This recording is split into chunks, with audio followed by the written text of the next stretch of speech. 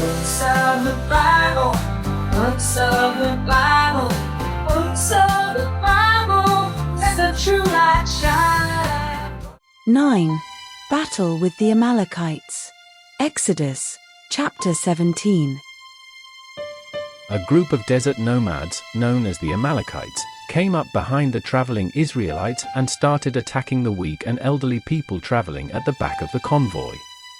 Moses told a young, tough leader called Joshua to choose some strong fighting men to go out and fight the Amalekites the following day.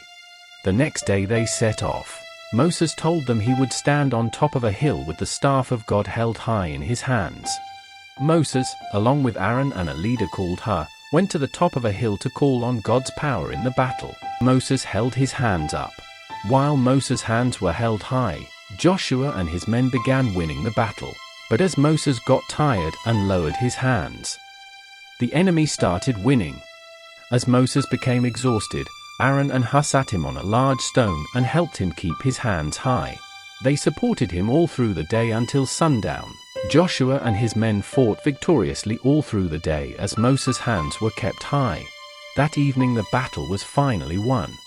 God told Moses to write something on a scroll that Joshua and the people could read and be reminded of later. I will completely defeat the Amalekites so that they will no longer exist. Moses built an altar and called it "The Lord is my banner." Then he declared, "As the Amalekites attacked us, the Lord will be at war with them from now on." With their enemies defeated, God led his people to the foot of Mount Sinai where they set up camp. 10. Moses on Mount Sinai. Exodus, chapters 19 to 24. 3 months after crossing the Red Sea, the Israelites camped in the desert at the foot of Mount Sinai. Moses climbed up the mountain where God spoke to him. "You have seen how I brought you out of Egypt. Tell the Israelites, if you obey me, out of all the nations I will make you my treasured people, a kingdom of priests and a holy nation." Moses climbed back down the mountain to tell the leaders of the people, elders, what God had promised. Together they responded, "We will do everything the Lord has said." Moses climbed back up the mountain to give God their answer. God told Moses, "I am going to come to you in a thick cloud so the people will hear me speaking to you and will trust you." Moses reported that the Israelites had said they were ready to fully obey God. "Tell the people to get ready to consecrate themselves today and tomorrow," God commanded. "Have them wash their clothes and be ready by the third day because that's when I will come down." God told Moses to put a limit around the mountain as anyone who touched it would die. Only when the ram's horn sounded a long blast could they approach the mountain. Moses gave everyone God's instructions. They washed their clothes and prepared to consecrate themselves to God.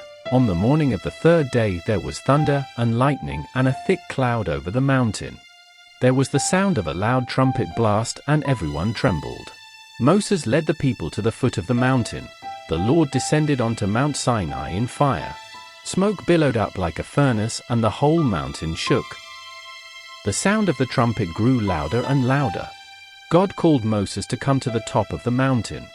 "Warn everyone to stay outside the limits around the mountain and set it apart as holy," God told Moses. "Then return to the top of the mountain with Aaron." Moses went down to warn everyone that the mountain was holy and they must not approach any closer. Then he and Aaron climbed back to the top. God then gave his laws for living to please him. "You shall have no other gods before me. Don't make anything to be worshipped or bow down and worship anything but the Lord God. Don't misuse the name of the Lord your God. You are to work for 6 days, but the 7th day is a rest day set apart for God. Respect your father and mother so you may live long in the land the Lord your God is giving you. You shall not murder. You shall not commit adultery. You shall not steal. You shall not tell lies. You shall not envy after anything belonging to someone else." The people below remained at a safe distance, trembling with fear. God gave Moses more instructions to help them live at peace with him and each other. Moses wrote down God's laws and then told everyone what God had commanded. "We will do everything the Lord has said," they all replied. The next morning Moses built an altar to God at the foot of the mountain. Young bulls were sacrificed and half of their blood was splashed on the altar with the rest put in bowls. Moses then read God's laws to everyone again. "We will do everything the Lord has said," they promised. "We will obey." Moses then sprinkled the blood on them and said, "This is the blood of the agreement, covenant, God has made with us." Moses then led the leaders up the mountain where they saw God, but he spared their lives. Under God's feet was something that looked like a pavement of bright blue marble. The leaders ate and drank on the mountain. God then asked Moses to come to the top of the mountain on his own, where he would write his commands on tablets of stone. Joshua, who had led the Israelites into battle, accompanied Moses halfway up Mount Sinai, where he waited for him to return. The cloud covered the mountain for 6 days, and then on the 7th God called to Moses. He went into the cloud, where he stayed for 40 days and nights.